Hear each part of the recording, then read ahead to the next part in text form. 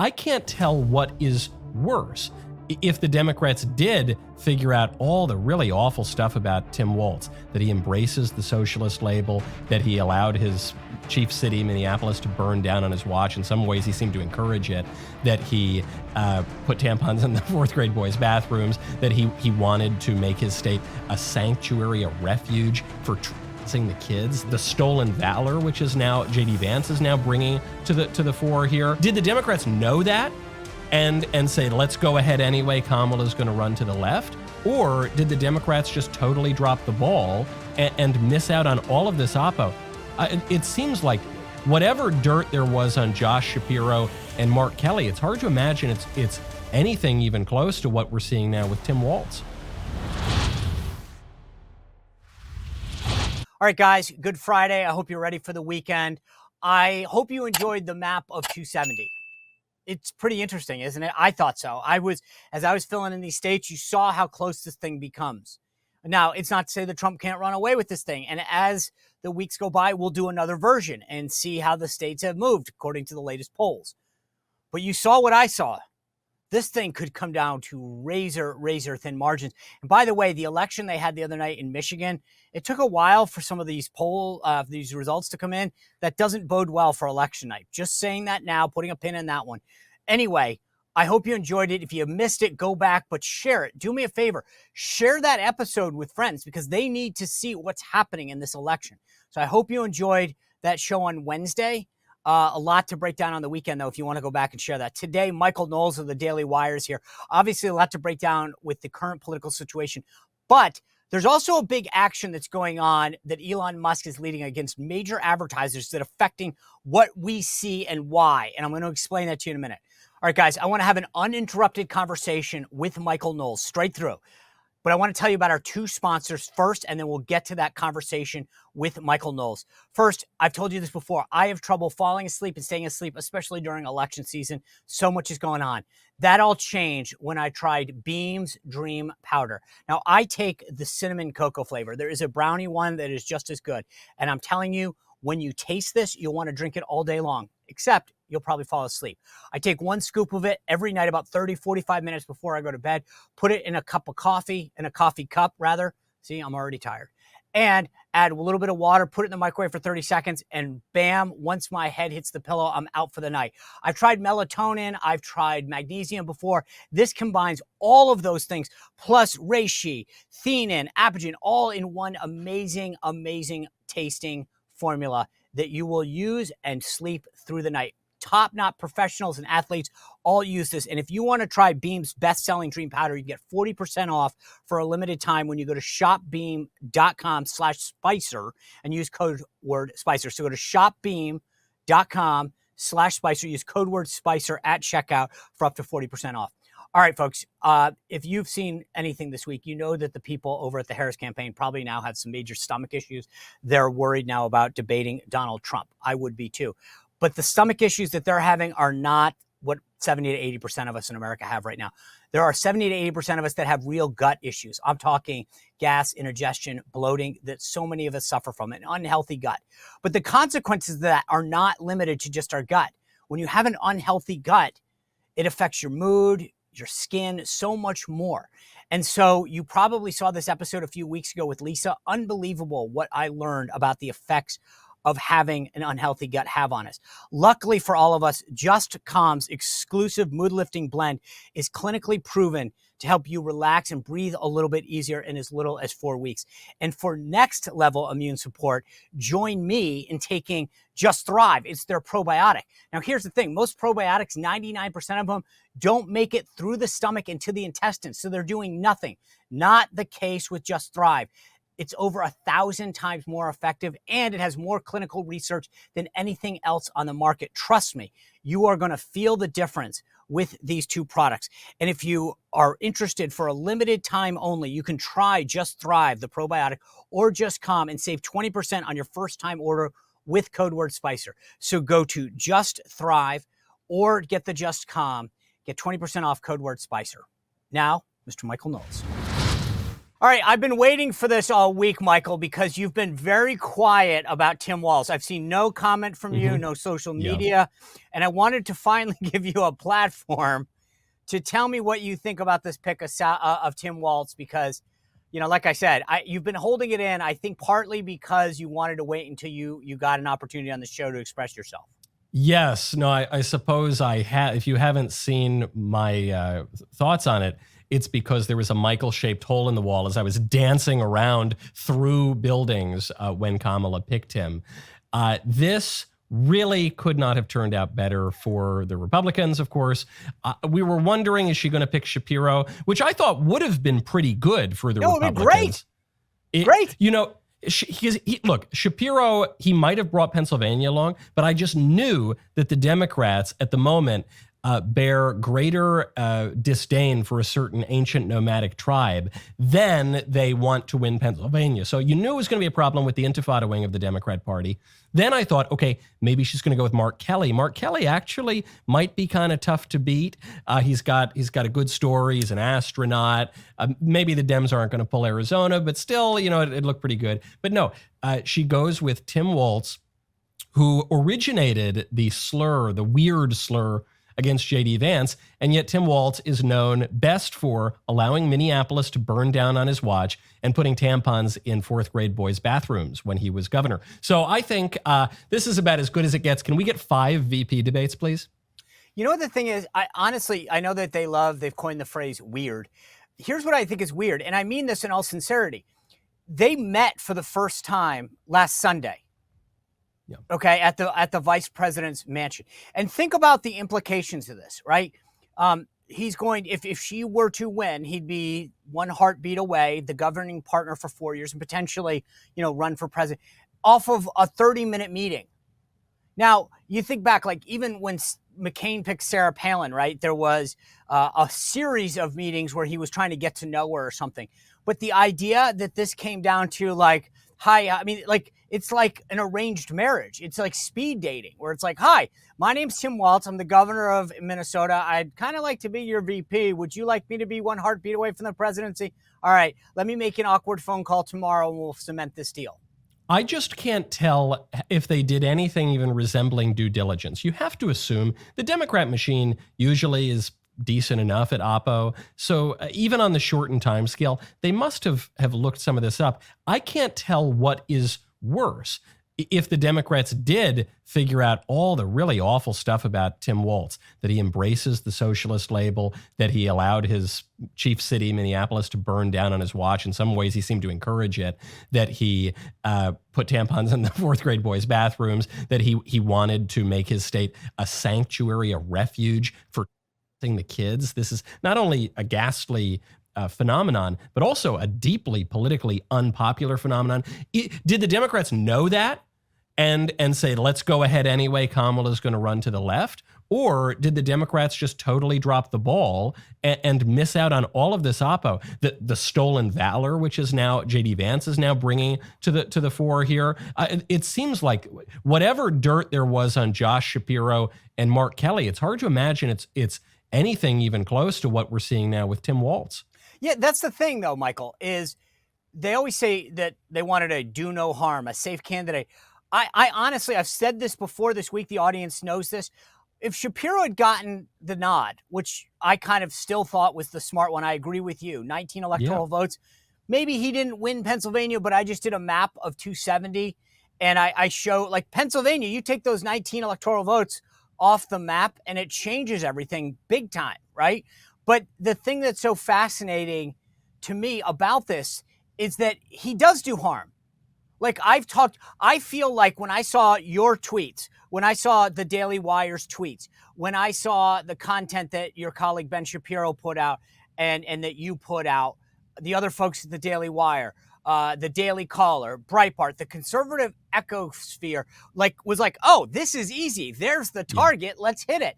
Bathroom, tampons, transgender, immigration, stolen valor. It was like, seriously, are we being pranked here? Is there a camera? Are we being punked? This isn't the real guy. Because this guy made it so much easier for us. I honestly, to your point, like Eric Holder ran the vetting and the operation for this. And I'm going, Do I question his abilities now? Right. Of course. I mean, as you know, Sean, you've been in Republican politics a long time. There's one state that Reagan didn't win in 1984. And actually, one time Ed Rollins told me that he thinks they actually did win it, but that's a story for another time. Reagan officially wins 49 states. The one state that Mondale wins is Minnesota. So this is not exactly a swing state. This is deep blue, and Kamala leans into it. The reason it's such a loss, and this gets to what you were just talking about, is Kamala's kind of hard to pin down. You know, on the one hand, she's the most radical member of the Senate while she's in that body. She's to the left of Bernie Sanders. On the other hand, she's the establishment Democrat par excellence, very much in line with Joe Biden in that she's kind of an empty suit. She'll say whatever she needs to say. One day she wants to bail out rioters. The next day she's the tough prosecutor. You know, she'll blow with the wind as a politician. So it's hard to pin down exactly what she is. With this pick, she's given Republicans this gift to say, okay, Kamala is running as a radical. Her running mate and she at times have embraced some of the least popular policies in the country. Give us your best, Republicans. All right, so I think you kind of just answered what I was going to ask you, but I want to flesh this out for a second. I felt like we were floundering. And by we, I don't mean me and I don't mean you, but I think a lot of folks in the movement, I've made this very clear. This is a simple campaign. She's nutty liberal, radical, clueless, you name it. And like, just stick to that. Like, the American people may not like everything that Trump stands for personally, but they like his policies. She's crazy leftist. She just doubled down on leftists. To me, this is our, like, again, same thing like with Walz's. We know where the target is fire. What do you think we need to do as a movement now to focus, to get this on Kamala? Because I'm not so concerned, I'm not so convinced, rather, that most people care about VPs, right? They don't even know who Tim Walz is. We kind of started to define him. They'll define him. But at the end of the day, I mean, do you really care? Are you going to vote because of the VP on either side? How do we now utilize this moment of reset to really hone in on her, the top of the ticket? Well, I think we look at where they're most sensitive. I think we read the New York Times, actually, and try to figure out what only rarely, only in August of an election year, then we can throw it away again. But you can see where they get real sensitive. You know, when Trump and Vance pointed out that Kamala was the border czar, the New York Times and all the rest of them went into overdrive to memory hole that fact from history. Now, of course, we have official White House transcripts. We have video of Joe Biden saying, Kamala, you are in charge of the border. You have presidential authority. Whatever you want to do, fix the border problem. And of course, she failed at that. We have... No, did she? Did she, Michael? I mean, I'm being serious. I think our side, she failed at it. And I know that on their side, they're like, wink, nod. Good job, Kamala. More guys got in. That's right. I guess the only way to know if someone fails is to know what they're trying to accomplish. But think about this. I don't mean to get you off track, but you just picked a VP candidate who said, if the wall's 29 feet, I want to invest in a ladder company that sells 30-foot ladders. Right. I mean, honestly, that doesn't sound like somebody that wants to be tough on the border. That sounds like, hey, someone going, hey, he wants a ladder factory to let more people in. He's on Team Kamala. No, of course. And so in Kamala's defense, really there was nothing that she wanted to do or that she could do on the border because there's nothing that Alejandro Mayorkas wants to or can do on the border because the Biden administration and the Democrats want illegals to flood across the border. They just don't want to take responsibility for it. So this is why the New York Times and all the rest of them were denying this immediately. They said, no, she was not the border czar. She had nothing to do with the border. No, how dare you bring this up? So I think obviously you hit that.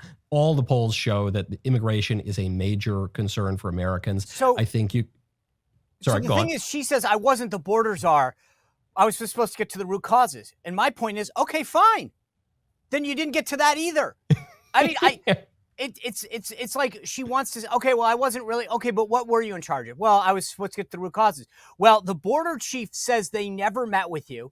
The presidents of the countries from where immigration comes, Honduras, El Salvador, say they never met with you. You never talked to them. So you didn't, I mean, no matter where you pivot, the answer is still you failed. That's a great point. You could just ask the question, okay, so how did you attempt to get to the root causes? And she'll go on about being unburdened by what has been or whatever other kind of nonsense. So I think you point to that. I think you can point to the faltering economy, which previously was difficult because the market was doing so well, but the market seemed disconnected from the fundamentals of the economy. And now after this jobs report on Friday, I think you're seeing the market finally come back to reality and say, yikes, 113,000 jobs created in July. Analysts were predicting 175,000 jobs. Yikes, energy's looking pretty rough. Plus, we might have another outbreak of a major war in the Middle East, major wars that were brought about because of the failure of leadership of Biden and Harris. So I think you can point to a lot of these issues which are connected. In fact, J.D. Vance did this very well the other day in front of reporters. He connected the immigration issue with the housing issue. He says, yeah, there's a shortage of housing. What do you think happens when you bring 11 million people into your country? They're going to be competing for housing. These issues are not just in compartments. The strange fact, though, right now, and I'm not quite sure how Republicans figured this out, is when the market took a hit some days ago, it was striking because for the first time in my life, I couldn't figure out who exactly we're supposed to blame. I guess you would blame the president. The buck is supposed to stop with the president, but no one really believes that Biden is effectively the president anymore. So then do we blame the vice president? Well, as we've just pointed out, every task that Kamala's been given in the White House, she's failed to do, to even down to connecting rural Americans with high-speed internet. It's something Biden told her to do during the 2021 State of the Union. So no one's seriously blaming Kamala. We're just kind of blaming this blob. We're kind of blaming this Democrat machine. And so really, this was the advice Vivek Ramaswamy gave in the early days of the Kamala takeover. You can't pivot and say, Biden's the worst person on earth. Oh, actually, today, Kamala's the worst person on earth. It's going to look a little disingenuous and reactive. Really, we're not so much running against the particulars of Kamala Harris or even the particulars of Joe Biden. I don't know if he knows his own name anymore. We're running against this machine that they represent as the empty suits. And so it is their policies, it is their failures, it is their incompetence, but it's really bigger than them. And so you lump in Tim Walz in there, you lump in Mayor Pete and the rest of the Biden flunkies. These policies have failed. The Americans know it. The fact that the best the Democrats can come up with to punch back at Trump and Vance is that J.D. Vance is supposedly weird, some third grade taunt, shows you that the issues are on our side. We just need to actually get past the establishment media and get that in front of the American people. You know, as you're talking, I think about something that I always bring up to people when they complain about like the government, right? They're like, the government's screwing me. And I'll say to them, the government isn't screwing you. There's a person, there's a bureaucrat.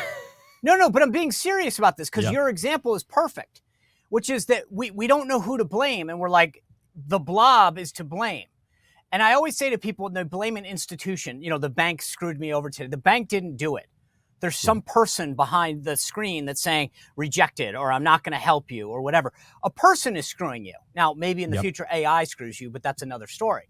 But I think that you're on to something here because this really goes against if the election's supposed to be a referendum, right? We need to vote out Biden or Harris because they're not doing their job. We have a better solution.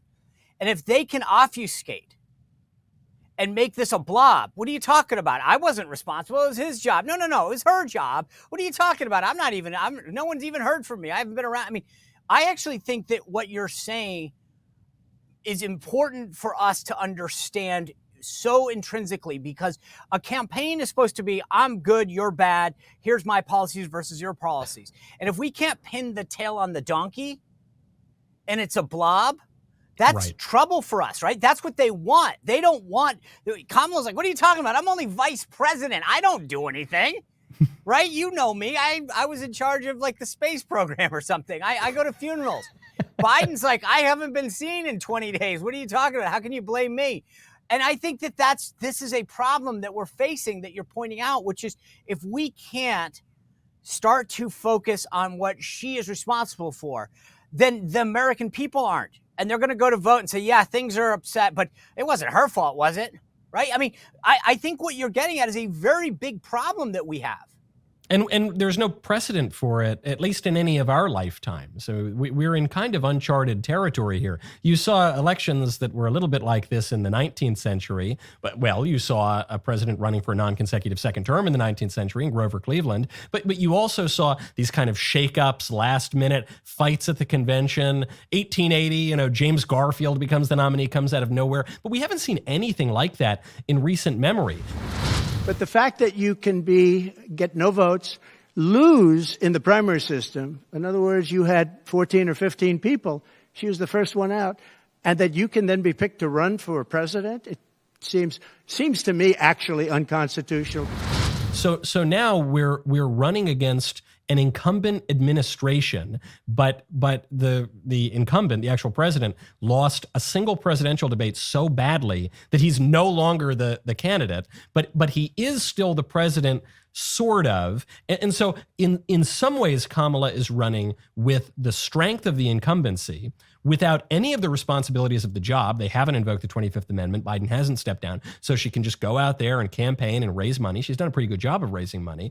But she's also got some of the advantages of a challenger campaign. And she has this advantage in spades, namely, no one can point to anything she really believes because she contradicts herself all the time, and she speaks in that vague wine mom gobbledygook language about being unburdened by what has been, and how we all love yellow school buses. So it's tricky. Now you can find clips of her though.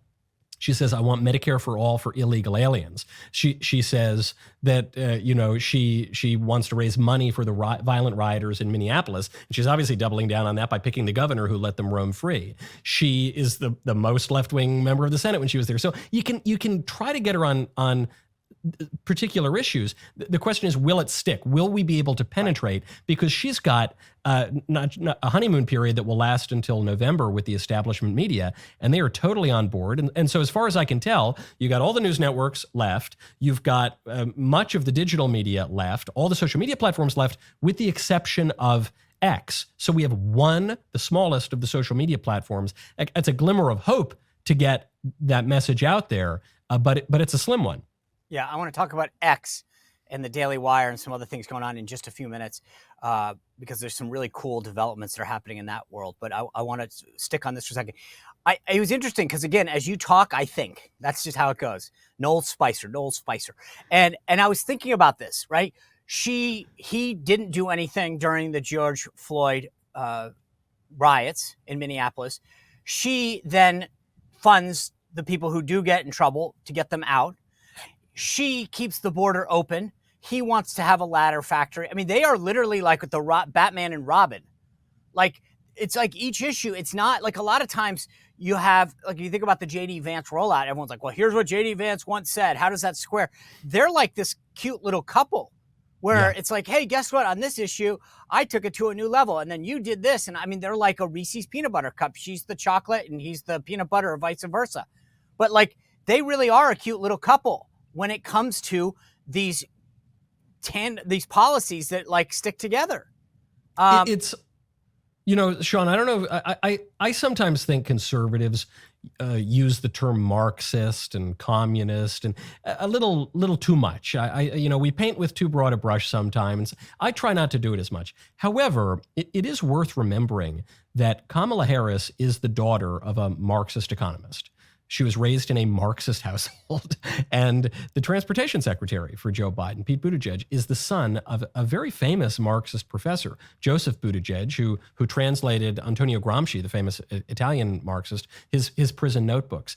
And so, in a way, I think what we're seeing with this new generation of Democrat candidates is the flourishing, that we're seeing the fruit of the generation of leftists that took over the universities, that engaged in the long march through the institutions. So for much of our lifetimes, we've had Democrats who, they're soft on communism. Yeah, they're pretty left. They're bleeding hearts, but they're still within the American norm. In recent years, that has not really been the case. You've had politicians openly embracing the epithet socialist. Tim Walz said it. He said, one man's socialist is another man's neighbor. you have now socialists in the Congress, open socialists in the Congress. And I think Kamala's leaning into that. She hasn't quite used that label, but she's leaning into it. And so when she picks Walz, she's planning on this being a get out the base kind of election. And in some ways, that's what Trump was doing, I think, with J.D. Vance. J.D. is a real conservative, and he's checks a lot of other boxes. Military service from the Rust Belt, came from nothing and was able to really make something of himself. But there's no real appeal across the aisle here, other than the Trump movement trying to realign Republican politics, which I think it's done pretty successfully. But here you've just got basically a fair fight. I think the conservatives who want the normal, traditional return to an American way of life, and you've got people who are genuinely radical, who when the radicals of the 60s were talking about revolution, this is the fruit of that. Do you agree? I had Newt Gingrich on the show a little while ago, and Roger Stone, and I think, not to name drop, I know you have some good guests too. No, some of my best friends like King Charles, maybe you've heard of him, or... I don't want to say like I know a lot of people, but anyway, I was talking to Donald Trump, and but everybody that I talk to seems to agree that we have these clips of Kamala Harris saying, I'm a radical, I believe in this, all of this, where she's saying it herself about the border, about, all of the issues that are polarizing. We should just literally stick to her words. I feel like, to your point, like we overuse Marxist and liberal, and it's Sean Spicer saying it, Michael Knowles saying it, Ben Shapiro saying it, right?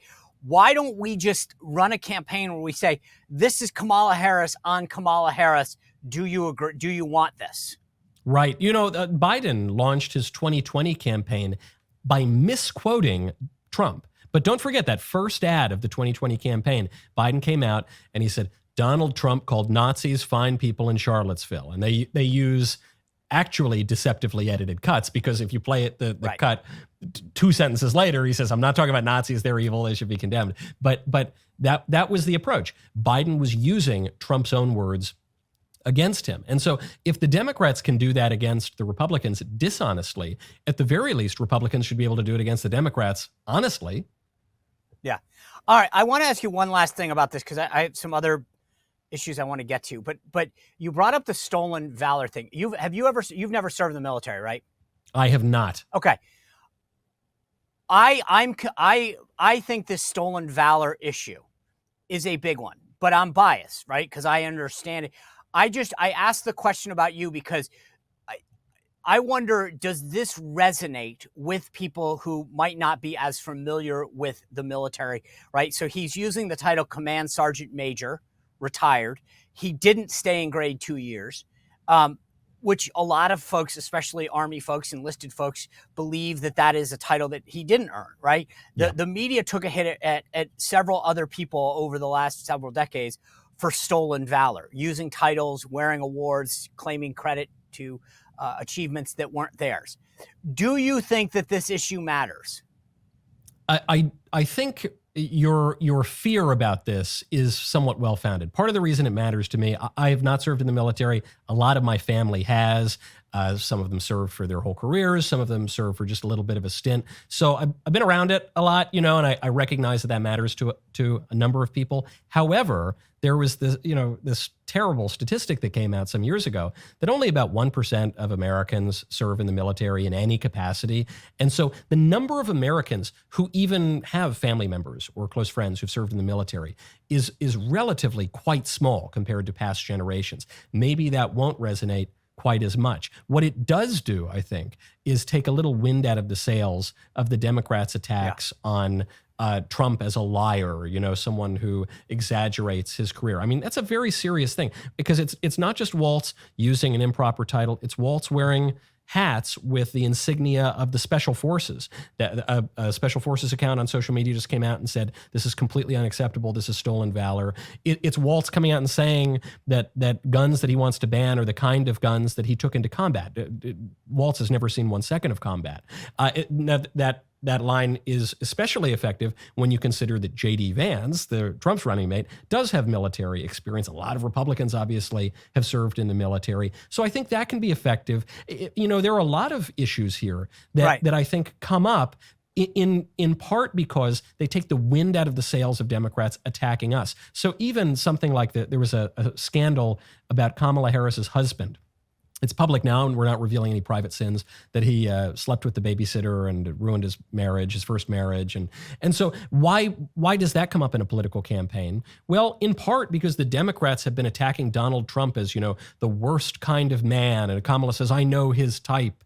But actually, Kamala does know that type, and she herself has engaged in a very disreputable behavior in that way. Why bring up Willie Brown? Not just because we want a scandal monger, but because every attack that they lob at Trump, it seems like that attack fits them 3 times over. And so now you're just taking pieces off the board that they can't really use effectively anymore. And at a certain point, once we get through all of it, we're going to have to talk about issues. And I think that's really what the goal of this has to be. Why bring up the stolen valor? Why bring up because at a certain point then you're going to have to get back to record and issues. And there the Republicans, I think, have it.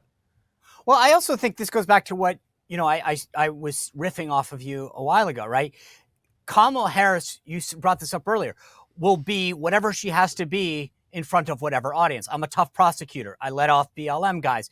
I'm tough on the border. I didn't have anything to do with the border. I mean, she'll say what she has to say, and you have Tim Walz again, who will shapeshift and claim credit for things to be whomever he wants to be, right? He wants to be tough on crime, so he says he got an A record with the NRA until he wants to say he got an F, right? He wants to say that he served in he was the highest ranking enlisted guy when he never actually achieved that rank.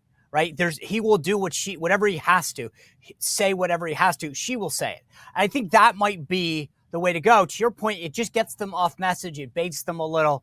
I think that's it. But the other thing I wanted to get to on this has gone way under the radar.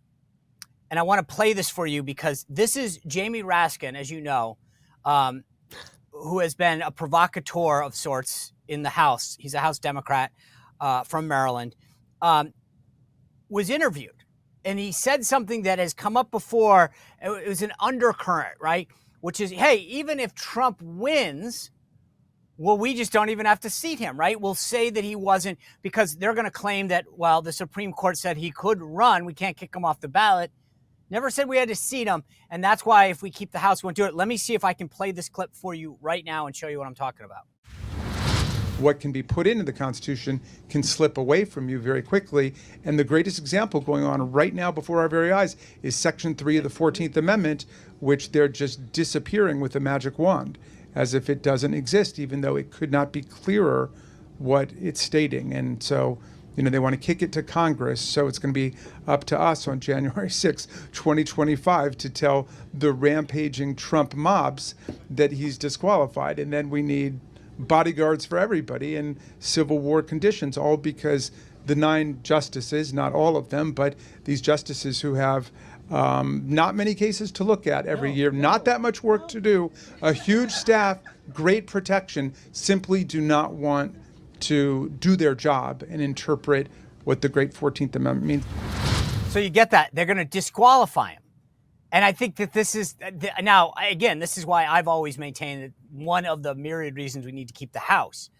But their plan is, we don't care. The party of democracy, democracy's dying, but we'll kick him out. We'll disqualify him. After years that we've heard incessantly till they're blue in the face about the awful perils of January 6th, the worst day in the history of this or any republic.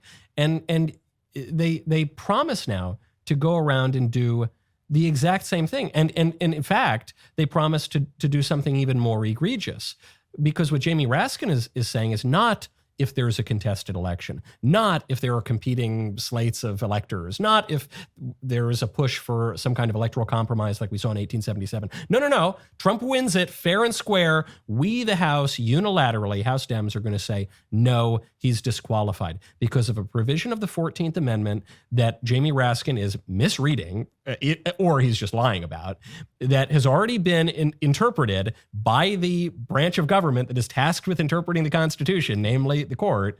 The court has ruled and said Trump actually is qualified. He can run. No, the Democrats are going to shred it because they're so afraid of Trump. So yes, you can play that back. Now, part of me thinks you play that clip. You got to play that clip for the independent voters. You got to play that clip for the moderate voters. You got to play that clip for suburban voters. Here, Jamie Raskin saying there's going to be civil war conditions. I don't want that going through my suburb. But I don't think we really need to play that clip for Democrats because, you know, we can shout until we're blue in the face that Jamie Raskin is a hypocrite or something. But I don't think he's going to bat an eyelash because for the Democrats, democracy is when they win. Yes. And fascism is when they lose. So, you know, when someone like Viktor Orban in Hungary gets elected by a large majority, that's a threat to democracy. When Giorgia Meloni gets elected in Italy by a lot of people, that's a threat to democracy. When the people elect Donald Trump, that's a threat to democracy. So they're just redefining words in the same way that they define undocumented American, in the same way that they redefine the word woman. We're not going to persuade them at all. To them, an election is only legitimate if they win. Or a court, right? The court was great while it had a liberal majority. The second it doesn't, they want to reform it. They want term limits. They want to pack it. Everything is good as long as they're in charge. And that's the thing, is democracy's great. I loved the chants the other day at the Kamala rally about democracy. And I'm like, you guys just pushed a democratically elected nominee out because you didn't like him. And I mean, I cannot believe, it blows my mind that the media, I mean, I shouldn't say that. It doesn't blow my mind. But the reality is that like we're sitting around with a group of people who are hanging their hat on democracy, and they do anti-democratic thing over and over and over again, and no one bats an eye.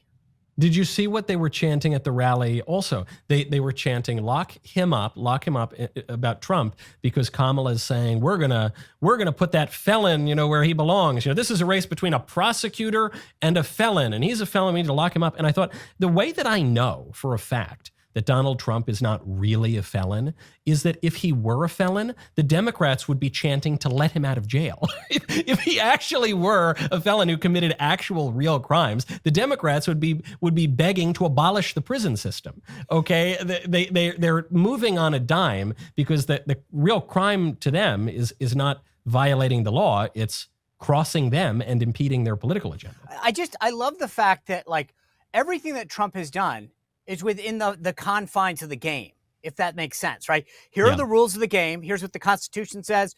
Here are the laws of the land. Trump's played within the four corners. Okay, I got this ruling. I'm going to appeal it on these grounds. And what are they? This is anti-democratic. Wait a second. He didn't just walk out of the courtroom and said, I will never appear in court and I will fight you and flee the country. That's anti-whatever. He's literally saying, all right, I'm going to file an appeal based on these constitutional grounds. And then he wins. And they go, that's so anti-democratic. No, that's actually the system. Well, even, you know, after 2016, really after any election that the Democrats lose, they'll come out and they'll say, well, we won the popular vote. And that's why this is illegitimate, that the election was decided by the Electoral College. And you think exactly to your point. Well, no, that's just how elections are conducted. So Trump won the election according to the rules that we all agreed on. By the way, if the election were determined by the popular vote, Republicans probably could win that too. They would just campaign differently. Right. They wouldn't spend as much time in Iowa. They wouldn't spend as much time in smaller states. They would campaign in California and New York, and they probably would win them. Can you imagine a baseball team, Michael, being like, listen, we got more hits, so we kind of won. And it's like, no, if those don't translate into runs, you don't win the game. Yeah, but we got more hits. It's okay. Well, those aren't the rules of the game.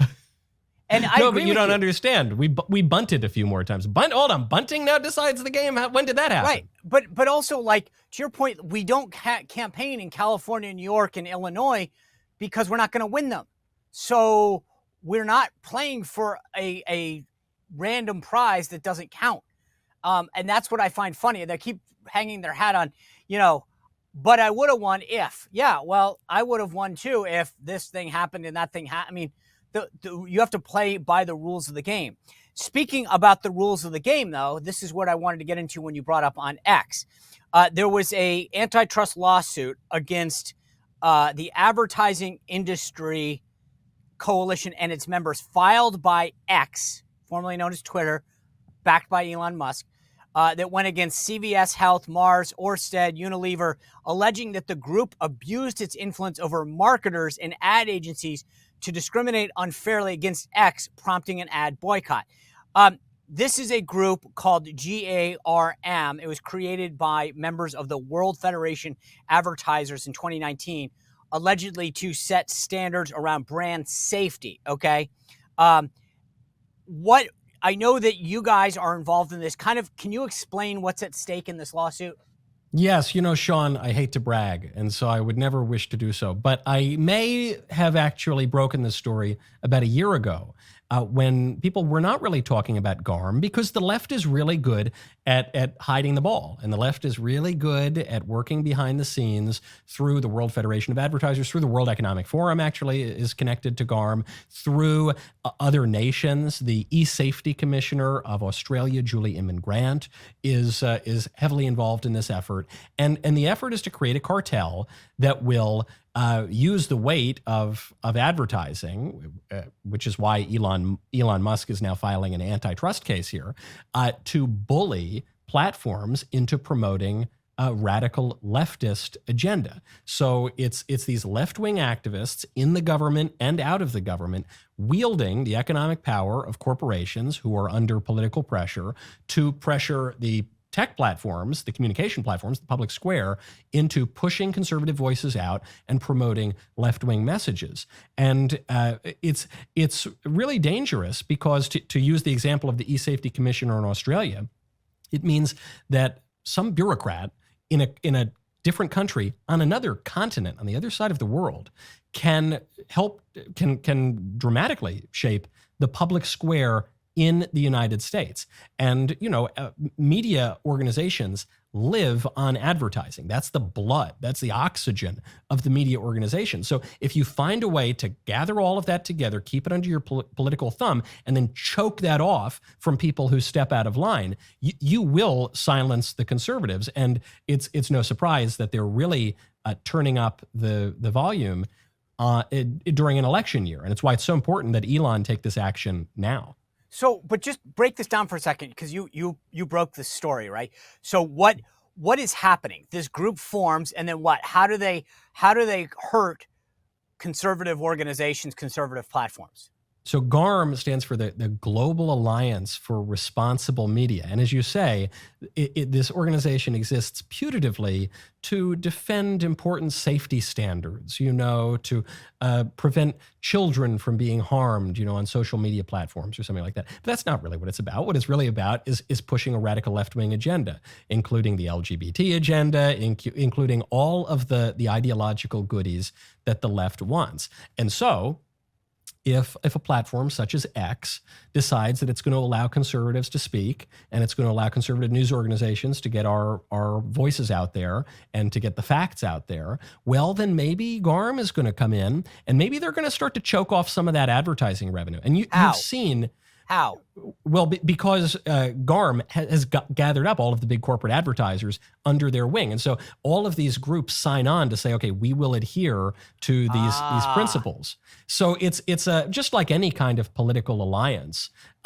This is an even more difficult political alliance to get your hands around, because it's in part public government. It's the E-Safety Commissioner of Australia, but it's in part private. It's these private corporations, it's nonprofit organizations, NGOs like the World Economic Forum, but they're targeting the big tech platforms, and they are now representing a lot of advertising revenue. So the company, so this GARM says, hey, the Daily Wire, X, whatever, they don't adhere to these standards. Don't put your advertising dollars there. Is that right? And yes, and the corporations have already agreed. Okay, we'll stand by these standards. And in fact, the big tech platforms have agreed to abide by these standards. And wow, what do you know? Just coincidentally, those standards are all radically left wing. So wow. it's not even like calling for a boycott. That would be one thing, and we see that all the time. Conservatives do it. Rarely is it effective, but we were effective at least against Anheuser-Busch and Bud Light.